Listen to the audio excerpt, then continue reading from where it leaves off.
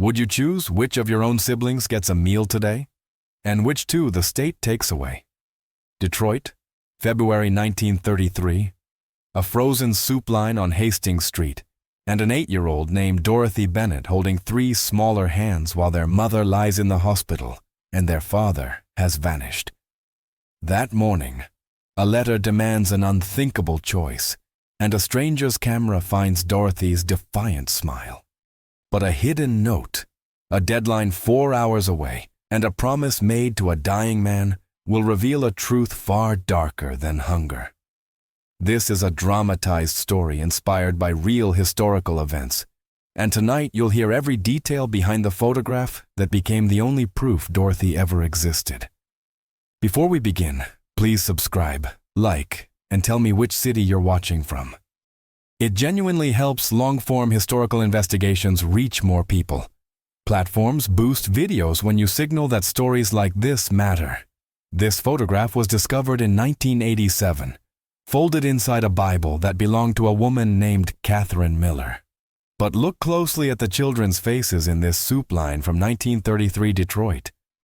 See that little girl, third from the left, with the torn dress and that strange, defiant smile.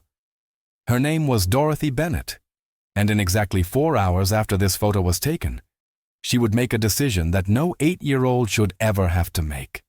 A decision that would save her 3 younger siblings, but cost her everything she knew about childhood. And if you stay until the end, you'll discover why this photograph is the only evidence that proves Dorothy Bennett ever existed at all. The soup line stretched 3 blocks down Hastings Street that frozen February morning. Dorothy stood between her 6-year-old brother Tommy and 4-year-old twin sisters, Mary and Ruth, holding their small hands so tightly her knuckles turned white. She had been holding those hands for 72 hours straight, ever since the night their father didn't come home from the Ford River Rouge plant. The night their mother collapsed on the kitchen floor and whispered 5 words that changed everything. I can't feed them anymore. Based on hospital records from Detroit. Receiving hospital dated February 14, 1933. A woman matching their mother's description was admitted with severe malnutrition and pneumonia that same evening. But there was something different about Dorothy that morning. Something the other children in line didn't have. While Tommy's stomach growled and the twins cried softly, Dorothy's eyes were calculating, measuring, planning. Because 3 hours earlier, while her siblings slept on the floor of the abandoned apartment they now called home, Dorothy had found something hidden in her mother's coat pocket. A letter. And what that letter said made Dorothy understand that this soup line wasn't about getting food. It was about being seen, about being counted, about being remembered before they all disappeared forever. The letter was from the Wayne County Orphan Asylum, dated February 10, 1933. Dorothy couldn't read all the big words, but she understood enough. Due to overcrowding and your inability to provide adequate care, we regret to inform you that we can only accept 2 of your 4 children into our facility. You have until February 15th to decide which 2 will be surrendered to state care. The other 2 will remain your responsibility. Dorothy had read that letter 17 times by dawn, her lips moving silently as she traced each word with her frozen finger. Municipal records confirm that the Wayne County Orphan Asylum was indeed operating at 240% capacity during the winter of 1933, with a waiting list of over 800 children. Dorothy looked down at her 3 siblings, their faces gray with hunger and cold. Tommy, who still believed their father would come back any day with his paycheck and a bag of peppermints like he always did. Mary and Ruth, who had stopped asking about Mama 2 days ago, and now just held each other and stared at nothing. The choice her mother couldn't make was now Dorothy's burden, because their mother wasn't coming back from that hospital. Dorothy had seen enough neighbors carried out on stretchers to know what severe pneumonia meant in February 1933, when medicine cost money nobody had, and hope was a luxury for the rich. But Dorothy had a plan. A terrible, desperate plan that had come to her in the darkest hours of the night, while she listened to her siblings breathing and wondered which two she was supposed to choose. The plan required her to do something so dangerous, so unthinkable, that even now, standing in this soup line with dozens of witnesses around her, she could barely believe she was going to go through with it. But she had no choice. Because in exactly 4 hours, a woman from the asylum would knock on the door of their abandoned apartment. And Dorothy needed to make sure that when that woman arrived, she found exactly what Dorothy needed her to find. What Dorothy didn't know, as she forced that defiant smile for the photographer from the Detroit Free Press who was documenting the bread lines that day, was that someone in the crowd was watching her. Someone who had been following their family for 3 days, waiting for exactly this moment. Someone who knew about the letter, about their mother in the hospital, about the impossible choice, and that someone was about to change everything. But first, we need to understand how the Bennett family went from comfortable working-class life to this frozen soup line in less than 60 days. Because what happened to them wasn't random. It was calculated. And Dorothy was about to discover that her father's disappearance wasn't an accident at all. December 15th, 1932. 63 days before the photograph. The Bennett family lived in a 3-room apartment on the 2nd floor of a brick building near the Ford plant. James Bennett, 32 years old, had worked the assembly line for 11 years, never missing a shift, never complaining when the hours were cut from 48 to 32 per week. His wife, Margaret, 29, took in sewing to help make ends meet, her fingers bleeding from the constant needlework but never stopping because every penny mattered. Based on Ford Motor Company employment records, James Bennett's name appears on the payroll continuously from 1921 until December 1932, when it abruptly disappears without termination documentation. Dorothy remembered that last normal dinner with perfect clarity. Her father had brought home a small chicken, a luxury they hadn't had in months. Her mother had smiled, actually smiled, as she roasted it with the last of their potatoes. Tommy had asked if they could have chicken every Sunday like they used to, and their father had ruffled his hair and said, "Soon, buddy. Things are getting better at the plant. Mr. Patterson told me they're adding a new shift next month. Gonna need experienced men like me." Dorothy had watched her parents exchange a look across the table, a look that said they were going to be okay, that the worst was behind them. But that night, after the children were asleep, Dorothy had woken to use the outhouse and heard her parents arguing in urgent whispers. She had pressed her ear to the thin wall and heard words that made her blood run cold. "They're targeting union organizers, James. You need to stop going to those meetings." Her father's voice tight with anger. "If we don't fight back, they'll work us to death for pennies. Patterson isn't adding shifts, Maggie. He's firing men and replacing them with workers who'll take half the wage. Someone has to stand up." Her mother's voice breaking. "And what happens to your children when that someone is you and they blacklist you? Or worse?" Letters found in Margaret Bennett's Bible in 1987 reveal that James had indeed been attending secret union organizing meetings in the basement of St. Joseph's Catholic Church. During this period, Ford Motor Company employed an extensive network of security personnel under Harry Bennett, no relation to the family, specifically to identify and eliminate union sympathizers. Former workers who participated in these meetings later testified that informants were everywhere, that men disappeared from the factory floor without warning, their names erased from company records as if they'd never existed. 3 days after that chicken dinner, James Bennett kissed his children goodbye at 6 in the morning, walked the 8 blocks to the factory, clocked in at his station at 6:45, and was never seen again. Not by his supervisor, not by his work crew, not by anyone. When Margaret showed up at the plant gate at 5 that evening, frantic because he hadn't come home, the foreman claimed there was no record of James Bennett ever working there. "You must be confused, ma'am. We've never employed anyone by that name." Even when she showed them his pay stubs, his company badge, they just shook their heads. Counterfeit, ma'am. People do desperate things in hard times. For 2 weeks, Margaret searched. She went to the police, who told her that men abandoned their families every day during the Depression, and she should just accept that her husband was gone. She went to the mayor's office, where a clerk barely looked up from his papers to tell her that without proof of employment, there was nothing they could do. She went to the church, where Father O'Brien held her hands and prayed, but had no answers. And every day, she came home to 4 children who asked where Daddy was. And every day she told them he'd be home soon, even as her savings dwindled from $8 to $6 to $4 to nothing. Dorothy watched her mother transform over those 2 weeks, watched the color drain from her face, watched her hands shake as she tried to thread needles for the sewing work that suddenly stopped coming because word spread that she was the wife of a troublemaker. Watched her mother sell her wedding ring for $2, then her good shoes for 75 cents. Then finally, on January 3rd, watched her knock on the landlord's door and beg for 1 more week before they were evicted.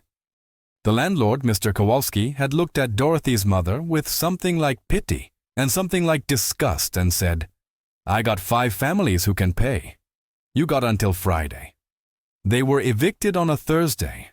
Mr. Kowalski didn't even wait for Friday.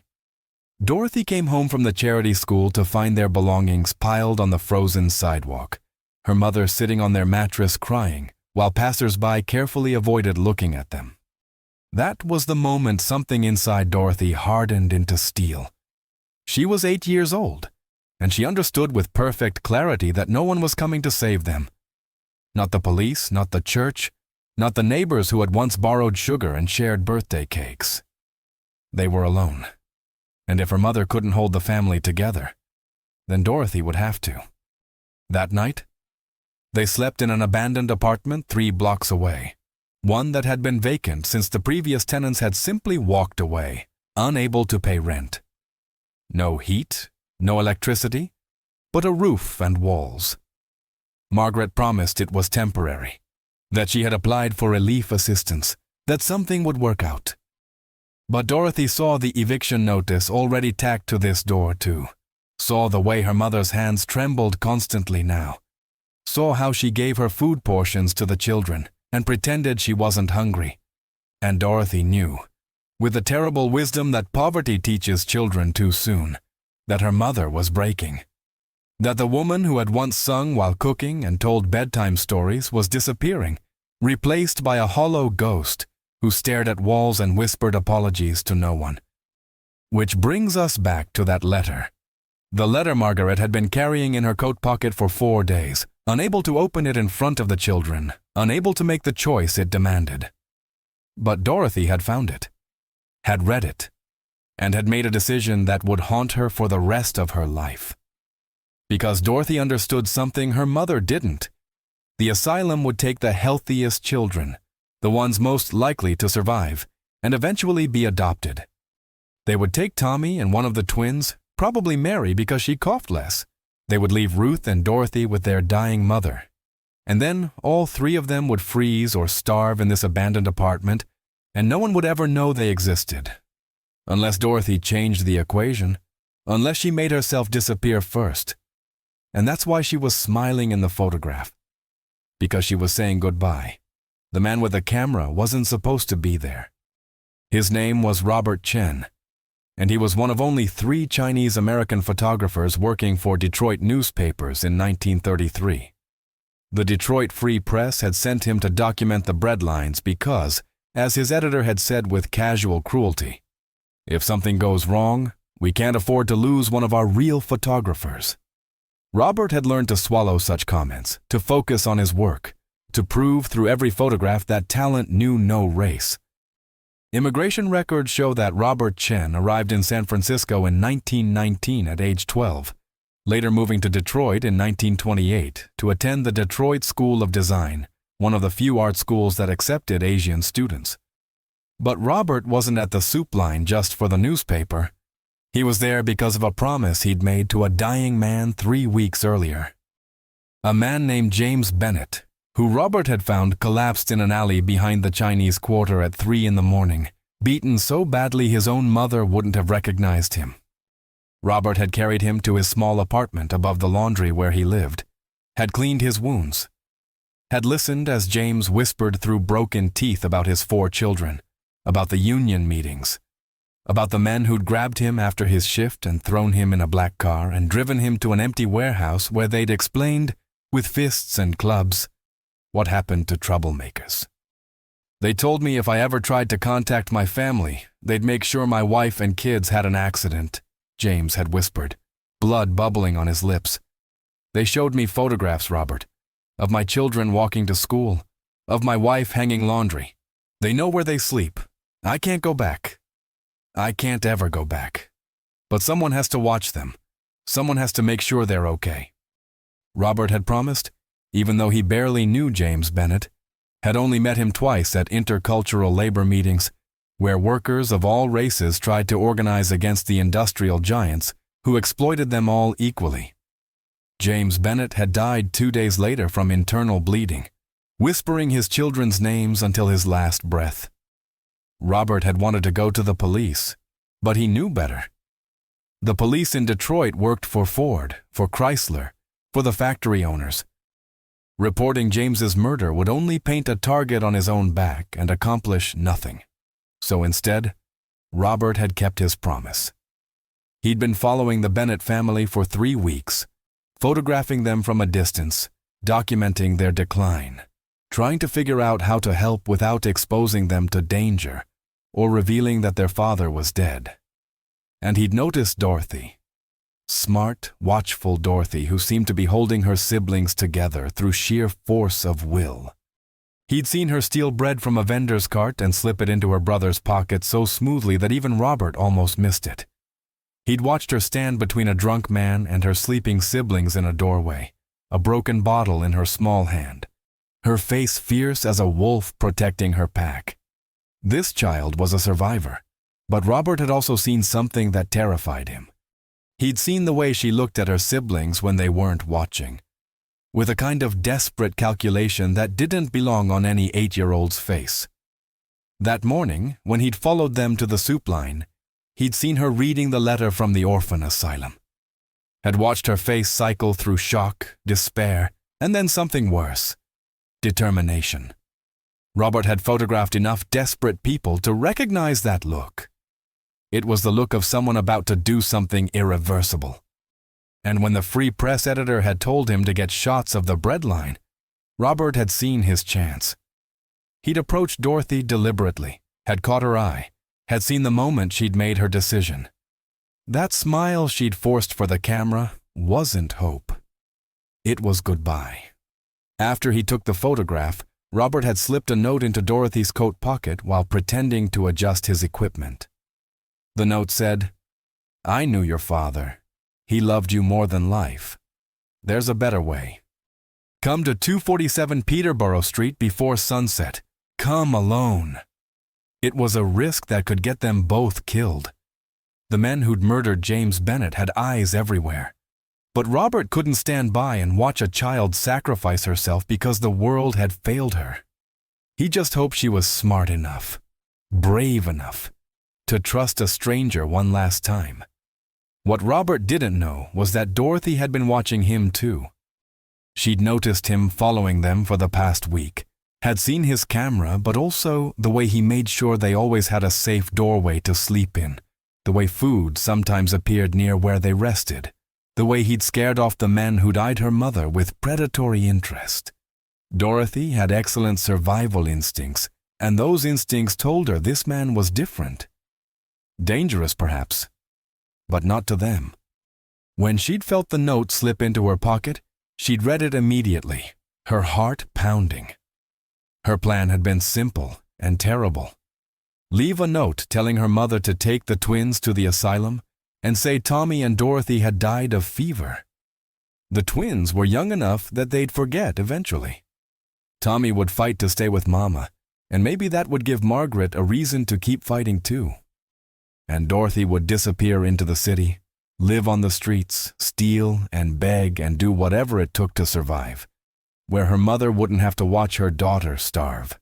8 years old, and she'd accepted that street life and probable death were better than watching the asylum split her family apart. But this note changed everything. I knew your father. Those 5 words rewrote Dorothy's entire understanding of the past 2 months. Her father hadn't abandoned them. Something had happened to him. And this stranger knew what. Dorothy looked up from the note to see Robert already disappearing into the crowd, his camera bag over his shoulder. She had 4 hours until the asylum woman arrived. 4 hours to get her siblings somewhere safe, to decide if she could trust this mysterious photographer, to gamble everything on the hope that there might be another way. The smile on her face in that photograph, the one that would later be published in newspapers across the country as the face of Depression-era resilience, was actually the smile of a child who'd just been handed the first tiny spark of hope she'd felt in 2 months. Dorothy herded her siblings through the soup line, each receiving a thin broth with a few vegetables and a piece of bread. She made them eat slowly, made them drink all the broth, knowing it might be their last meal for days. Then she took them back to the abandoned apartment and did something that broke her heart. She sat them down and told them she had to go somewhere alone, somewhere important, and that Tommy was in charge until she got back. Tommy, at 6 years old, looked terrified. "You're coming back, right, Dot? You're not leaving like Daddy." Dorothy had hugged him so hard he squeaked, and she'd lied with all the conviction she could muster. "I promise, Tommy. I'll be back before dark. I just need to check on something. Stay here with the twins. Don't open the door for anyone except me." The walk to Peterborough Street took 40 minutes through neighborhoods Dorothy had never seen before. The Chinese Quarter was a world unto itself, with signs and characters she couldn't read and smells she'd never encountered, and people who looked at her with curiosity, but not the hostility she'd grown used to seeing. She found number 247, a narrow building squashed between a laundry and a restaurant, and she stood outside for a full 5 minutes, weighing her options.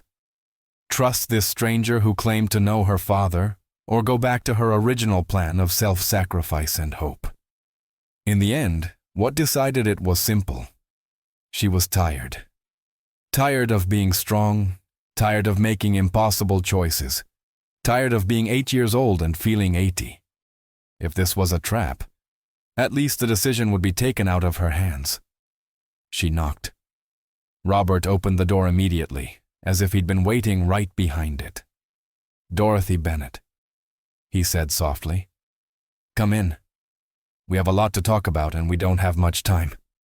Dorothy stepped inside, her small hand clutching the note in her pocket like a talisman. "Is my father alive?" she asked immediately, because there was no point in pretense. Robert's face told her the answer before he spoke. "I'm so sorry, Dorothy. He died 3 weeks ago. But before he died, he made me promise to protect you and your siblings, and I keep my promises." Dorothy didn't cry. She'd known, somewhere deep down, that her father was gone. But hearing it confirmed felt like the last piece of her childhood crumbling away. "How did he die?" she asked, her voice steady. And Robert told her everything. 3:15 in the afternoon. Dorothy had been sitting in Robert Chen's small apartment for 2 hours, listening to the truth about her father's death, about the factory's war against union organizers, about the system designed to grind families like hers into dust. And she'd been listening to Robert's impossible plan. A plan so audacious that it made Dorothy's head spin, but also a plan that might, just might, save them all.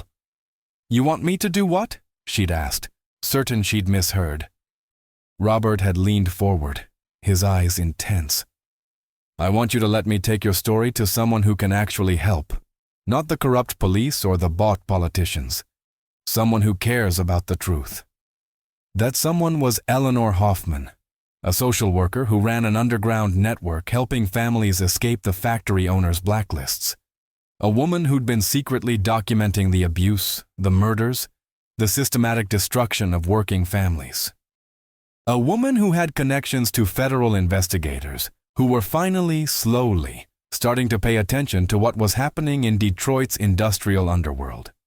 Records from the Roosevelt administration's Department of Labor show that several investigations were indeed launched in 1933 into labor practices at major Detroit factories, though many were quietly buried due to political pressure.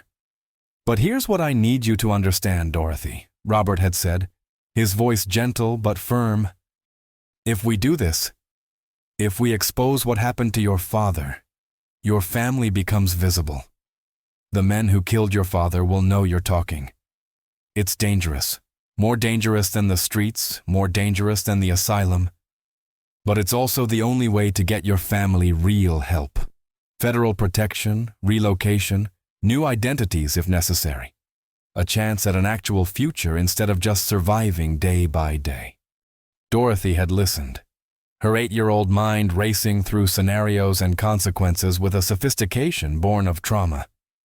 "What about my mother?" she'd asked. "She's in the hospital." Robert had nodded. "Eleanor has a doctor friend who'll make sure she gets proper treatment. But Dorothy, you need to understand something else.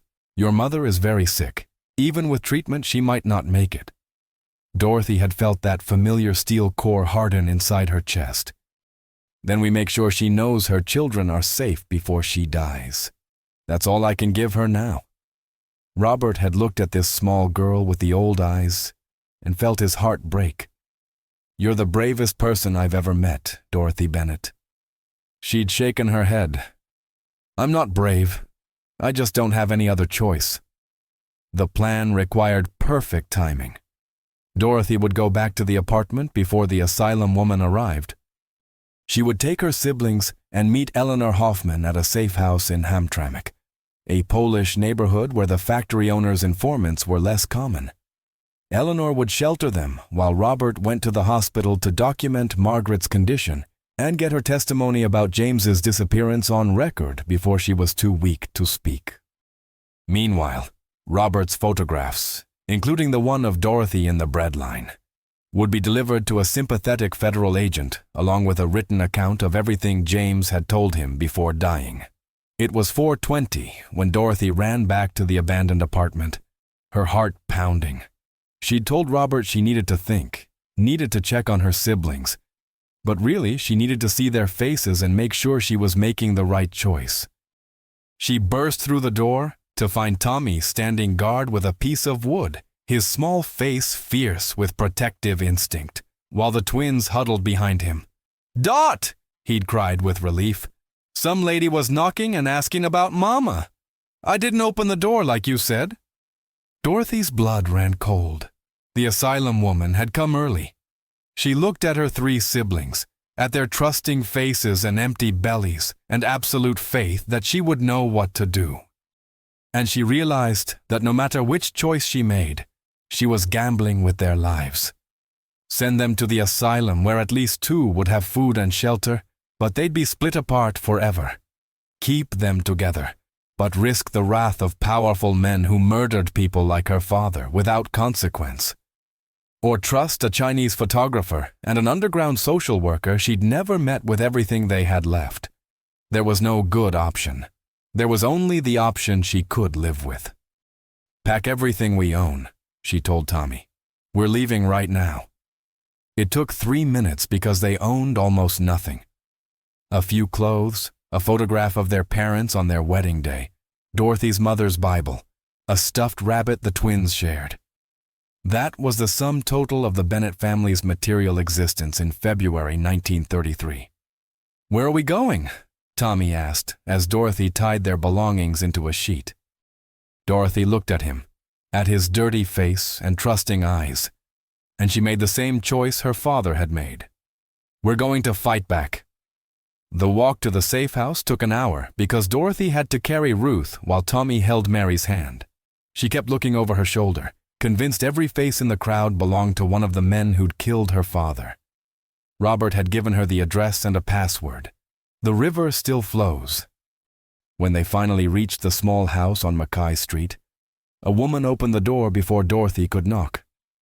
Eleanor Hoffman was 50 years old, with gray hair pulled back severely and eyes that had seen too much suffering but hadn't looked away.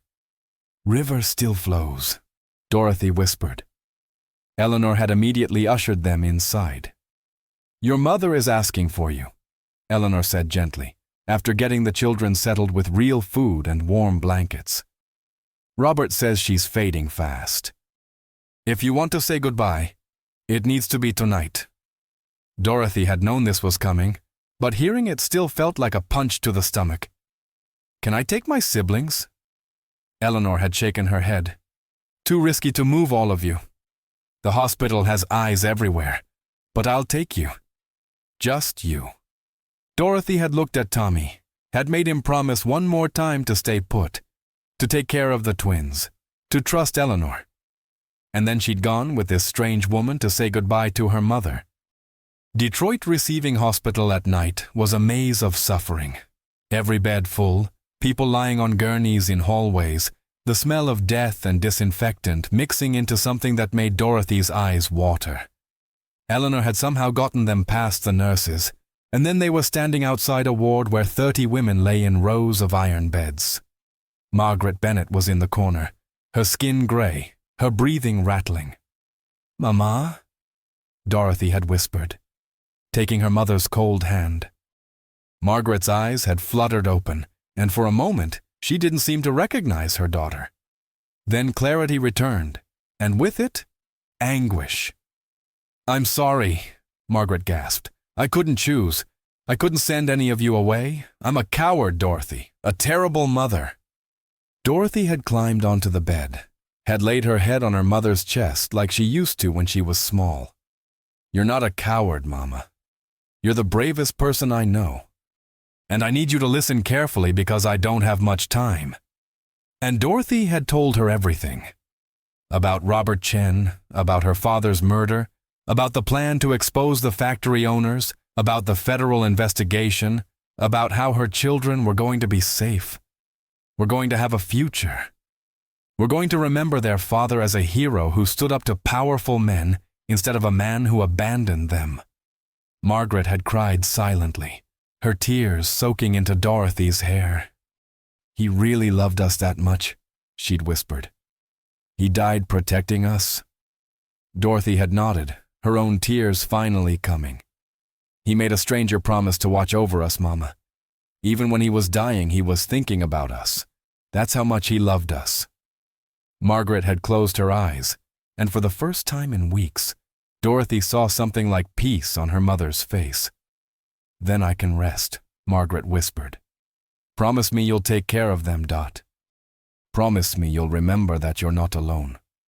That man, Robert, and that woman, Eleanor, they're your family now too. Promise me you'll let them help." Dorothy had promised, even though every word felt like swallowing glass. She'd stayed there for 2 more hours, holding her mother's hand, until Margaret's breathing grew slower and finally stopped altogether. A nurse had come then, had gently pulled Dorothy away, had asked if there was family to contact. Eleanor had stepped in smoothly, had handled the paperwork with practiced efficiency, had explained that the deceased's children were already in protective custody. And then they'd left. Walking through the frozen February night, Dorothy's hand gripped tight in Eleanor's warm palm. "Your mother was very brave at the end," Eleanor had said as they walked. "She gave Robert a statement before you arrived. About everything James told her, about the threats, about the men who came to the apartment looking for union materials. It's all documented now, Dorothy. Your father's murder won't be forgotten." Dorothy had nodded numbly, too exhausted for more tears. "What happens now?" she'd asked. Eleanor had stopped walking, had knelt down so she was eye level with Dorothy. "Now we keep you and your siblings alive. We wait for the federal investigation. We hope that justice actually means something. And we survive, day by day, until it's safe to be the Bennett family again." They'd return to the safe house to find Tommy asleep, with his arms around both twins, all 3 children curled together like puppies seeking warmth. Robert was there too, his camera and a pile of developed photographs spread across the table. "I'm so sorry about your mother," he'd said quietly to Dorothy. She'd looked at him, this stranger who'd become their unlikely guardian angel, and she'd asked the question that had been burning in her mind all day. "Why? Why are you helping us? You barely knew my father. You're risking your life for children who aren't even your own family." Robert had been quiet for a long moment. Then he'd said something that Dorothy would remember for the rest of her life. "Because someone helped me once, when I was a scared kid who'd just lost his parents and didn't speak English and had nowhere to go. A black family in Oakland took me in, fed me, protected me from immigration officials who wanted to deport me. The father told me, we take care of each other when the system fails us. That's how we survive. Your father understood that. He showed up to intercultural labor meetings when it was dangerous, when other white workers called him a race traitor. He believed we were all in this together, so yes, I'm risking everything. Because your father would have done the same for me, and because no child should have to smile goodbye while standing in a bread line." The federal investigation took 8 months. 8 months of Dorothy and her siblings living in a rotating series of safe houses, moving every 2 weeks, never using their real names, never going to school, existing in a strange limbo between the family they'd been and the family they might become. Robert visited when he could, always bringing his camera, always documenting their daily lives in a way that felt both intrusive and comforting. Eleanor became the closest thing to a parent they had, teaching Dorothy to read better, helping Tommy with his nightmares, singing Polish lullabies to the twins, even though she wasn't Polish herself. In October 1933, the investigation broke wide open. Turns out James Bennett wasn't the only union organizer who'd disappeared. There were 17 others across 3 factories, all gone without a trace, all their employment records mysteriously erased. Robert's photographs and James's dying testimony gave federal agents the evidence they needed to start making arrests. 3 Ford security personnel were charged with murder. 5 factory supervisors were charged with conspiracy. The charges didn't stick for most of them, because money and power have a way of making justice slippery. But it was enough. Enough to get the story into newspapers across the country. Enough to make the factory owners pull back their most brutal tactics, at least temporarily. And that photograph of Dorothy in the bread line became famous. It ran in Time magazine, in the Saturday Evening Post, in newspapers from New York to Los Angeles. The smile of depression's children, they called it, not knowing they were looking at a goodbye frozen in silver and gelatin. People sent letters to the Detroit Free Press asking about the little girl, wanting to help. The paper, not knowing Dorothy's real identity, couldn't tell them. But the letters piled up, dozens and then hundreds, each one a small monument to the way a single image can pierce through collective numbness and make people feel something again. Dorothy and her siblings couldn't go back to Detroit. Even with some of the guilty behind bars, there were too many powerful people who'd prefer the Bennett children stayed, disappeared. So Eleanor arranged something unprecedented. A group adoption. A Chinese-American family in San Francisco, the Wongs, agreed to take in all 4 Bennett children, keeping them together. Robert had arranged it through his old contacts in California, calling in every favor he'd accumulated over 15 years. "They're good people," he'd told Dorothy. "They know your whole story. They want to help." It meant leaving behind everything familiar, but what was there to leave? Their parents were dead, their home was gone, Detroit held only ghosts. The train ride to California took 4 days. Dorothy watched the country roll past the window, flat Midwest giving way to mountains, giving way to ocean, and she felt something she hadn't felt in a year. Possibility. Tommy was excited about seeing the Pacific. The twins, now 5 years old, barely remembered Detroit at all, which was perhaps a mercy. At the Oakland train station, a family waited for them. Henry and Grace Wong, their 3 adult sons, and their daughter-in-law, all wearing their best clothes, all nervous and hopeful. "Welcome home," Grace had said in careful English, and Dorothy had burst into tears for the first time since her mother's death. The Wongs owned a laundry and a small restaurant in Chinatown. They gave Dorothy and her siblings the apartment above the laundry, the same place Robert had lived when he first came to America. They enrolled all 4 children in school, helped them with homework, celebrated their birthdays, taught them to cook Chinese food alongside the potato dishes they remembered. They never tried to erase Margaret and James Bennett from memory. Instead, they honored them, keeping their wedding photograph on the mantel, telling the children stories about their parents' courage. "Your father died fighting for justice," Henry Wong would say. "Your mother died making sure you survived." That's a legacy to be proud of. Dorothy grew up in 2 worlds, belonging fully to neither but finding a home in between. She graduated high school in 1943, the same year Robert Chen was drafted despite his age, because the war needed photographers. She wrote to him every week, and he wrote back with descriptions of battlefields and foreign cities and always encouragement to keep learning, keep fighting, keep believing in the possibility of justice. He survived the war and came back to find Dorothy enrolled in San Francisco State College, studying social work. "I'm going to be like Eleanor," she told him. "I'm going to help families like mine." Tommy became a union organizer, following his father's path but with federal protections his father never had. Mary became a teacher. Ruth became a nurse. All 4 of them carried their parents' legacy forward in different ways. All 4 of them remembered the winter of 1933 when everything fell apart and somehow, miraculously, they survived. Robert Chen never married, never had children of his own, but he was Uncle Robert to the Bennett Wong kids, and eventually to their children. He documented social movements and protests and injustice for 40 more years, and every photograph he took carried the same question: will you look away or will you see? The photograph of Dorothy in the bread line lived in Robert's studio for 63 years. He never sold it, never let it be reproduced again after that initial publication. "It's not mine to profit from," he'd say when collectors inquired. "It belongs to Dorothy."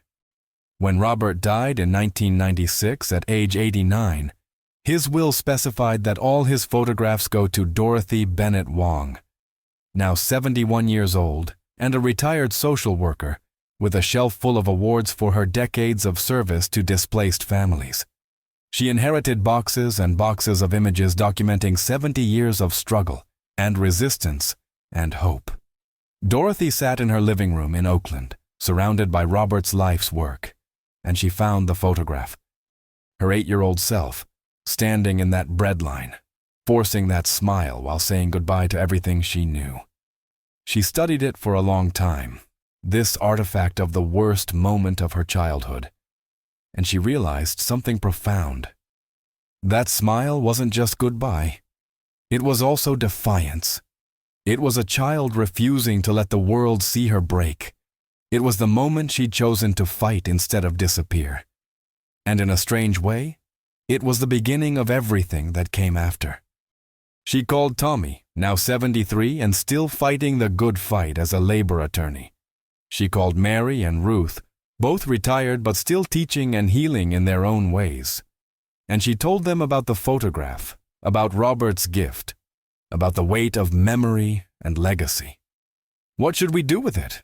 Mary had asked. Dorothy had thought about that question for a long time. "I think," she'd said slowly, "that we should remember what it really is. Not some symbol of Depression-era resilience, but evidence of what happens when systems fail families. Evidence of what ordinary people do when they refuse to accept that failure. Evidence that we survived." But there was one more piece of the story. One final revelation that came in 2001 when Dorothy was 76 years old. She received a letter from a historian researching Ford Motor Company's labor practices in the 1930s. The historian had found something in newly opened archives, a memo from 1933 signed by a high-level Ford security official specifically mentioning James Bennett by name. The memo was chilling in its bureaucratic banality. Problem resolved. Family neutralized through economic pressure. No further action required. It confirmed what Dorothy had always suspected, but never had proof of. Her father's murder wasn't random violence. It was corporate policy. The historian wanted to know if Dorothy would be willing to have her father's story included in a book about labor resistance. Dorothy had sat with that request for weeks. Part of her wanted to say no, wanted to let the past stay buried, wanted to protect her father's memory from becoming just another footnote in academic history. But then she remembered something Robert had told her years ago. The only way they win is if we let them erase us. Your father existed. What happened to your family mattered. Don't let them pretend otherwise. So Dorothy said yes. She provided copies of Robert's photographs, including the breadline image.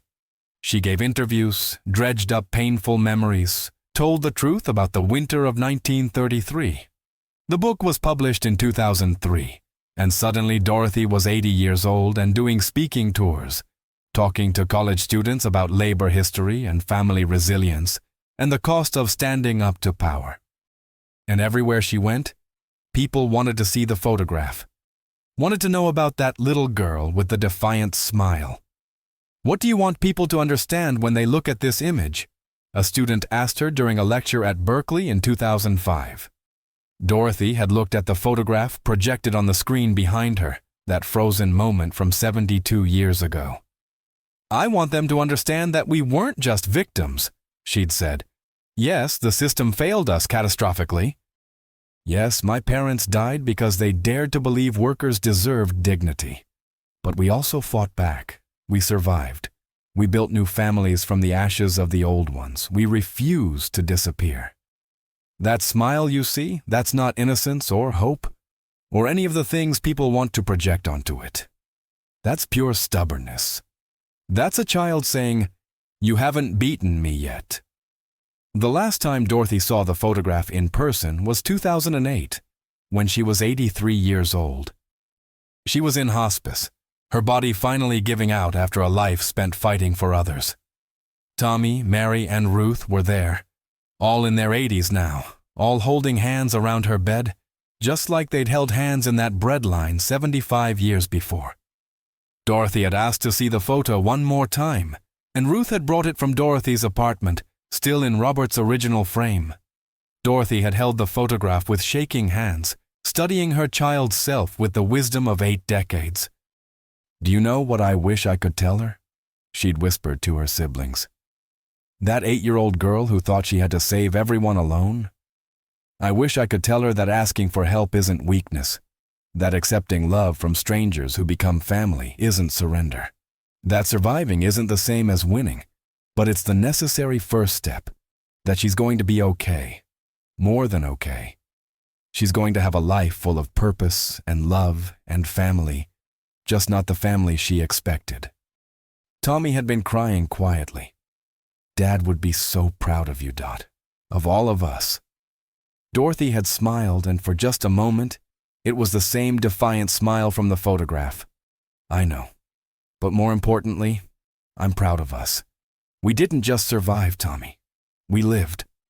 Really lived. That's how we won. She'd closed her eyes then, tired but peaceful, the photograph still clutched to her chest. Tell them the truth, she'd whispered. When people ask about this photo, tell them the truth. We weren't resilient because we were strong. We were resilient because we had no other choice. And we weren't saved by the system. We were saved by people who chose to care, when caring was dangerous. Dorothy Bennett Wong died 3 days later, surrounded by the family she'd fought so hard to keep together. She was buried in Oakland next to Henry and Grace Wong, the couple who'd given 4 orphaned children a second chance at family. At her funeral, attended by 3 generations of Bennett Wongs and dozens of families Dorothy had helped throughout her career, Tommy gave the eulogy. He talked about resilience and courage and love, and he ended with a promise. My sister spent her life making sure families like ours didn't fall through the cracks. That work continues. Because as she taught us, we take care of each other when the system fails us. That's how we survive. That's how we honor the ones who came before. That's how we make sure their sacrifices meant something. The photograph itself, that image of 4 children in a breadline on a frozen February day in 1933, never went to a museum or archive. Dorothy's will was specific. This photograph belongs to my family. It is our memory, our evidence, our proof that we existed and mattered and survived. Let it remain with those who understand what it really means. It sits now in Ruth's home in Sacramento, the last surviving Bennett sibling at 93 years old. She keeps it in a drawer, not hidden exactly, but private. Her grandchildren know the story. Her great-grandchildren are learning it. But it's not for public display. It's not a symbol or an artifact or a teaching tool. It's a family photograph. A moment of goodbye that became a moment of transformation. Evidence of the day, 4 children stood in line for soup and chose to keep fighting instead of giving up. A reminder that behind every historical image of suffering are real people with names and stories and families who loved them. And proof that sometimes, against all odds, those people survive. They build new lives from the rubble of the old. They find family in unexpected places. They turn their trauma into purpose and their pain into protection for others who come after. When Ruth's great-granddaughter, named Dorothy after her great-great-aunt, asks about the photograph, Ruth tells her the whole story. Not the sanitized version about Depression-era resilience, but the real story about murder and starvation and impossible choices, and the strangers who risked everything to save 4 children they didn't know. And she always ends the same way. Your great-great-aunt Dorothy used to say that the photograph wasn't the important part. The important part was what happened after. The life she built. The families she saved. The legacy she left. The photograph is just 1 second, but the life that came after, that was 75 years of refusing to be erased. That's what matters. That's what we remember. And in remembering, in telling the truth about that frozen February morning, in refusing to let the Bennett family be reduced to a symbol or forgotten entirely, the story continues. Not in museums or history books, but in the living memory of a family that survived when survival seemed impossible. In the grandchildren and great-grandchildren who carry forward the lesson that Dorothy learned at 8 years old. We take care of each other when the system fails us. That's how we survive. That's how we honor the dead. That's how we make sure that every smile, even one forced for a camera while saying goodbye to everything you know, becomes a promise to the future. You haven't beaten us yet. You never will. Here's the closing segment. In a documentary, emotional tone, clearly a fictional dramatization inspired by real historical events. In the end, Margaret's story reminds us that love is a choice we make when it hurts most, and that courage sometimes looks like staying when every instinct says to run. It shows that small acts, holding a child's hand, choosing truth over fear, can ripple through generations and rewrite what seems already decided. What would you protect even at great personal cost? When have you chosen to stay, and what did that choice change in you? Which secret, once spoken aloud, might finally set someone free? If this moved you, write the word "stay" in the comments so I know you watched to the end. Tell me which city you're watching from and, if you want, share a family memory from long ago that might inspire future stories on this channel.